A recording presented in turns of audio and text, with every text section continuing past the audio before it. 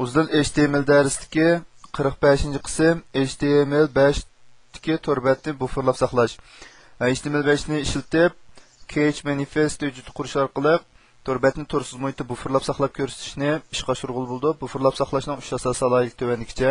Ya'ni bufferlab saqlagan vaqtda tor bətdəki bir qism uchurlar kompüterdə saqlanıb, kompüterdəki uchurlar shu bizning tor betimizdəki adresi bilan bog'lanish holati saqlanadi. Bunda bo'lganda biz bu tor bətni bir qatim ziyorat qilib bo'lgandan keyin tor ochiq emas vaqtda bu tor bətni açsaq, yanıla kompüterimiz saqlanib qolgan uchurlar orqali bu tor bətni davomli ziyorat qila olamiz.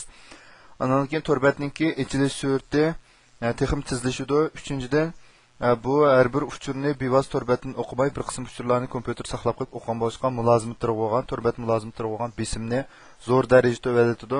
Uni navbatda Internet Explorerdan boshqa barliq tor ko'rgüchlar qo'llaydi.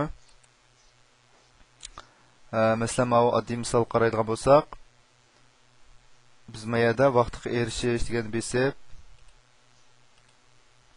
mana vaqtga erishishimizni orqali mana vaqtga erishib bo'lgandan keyin, agar men hozir tor bətni uzitib, mana tor bətni qayta açsam, dal mush vaqtga erishish degan yana boshqa vaqtga mush vaqt chiqadi. Demak bu mush vaqtdagi uchurni buningga bufferlab saqlab oldi.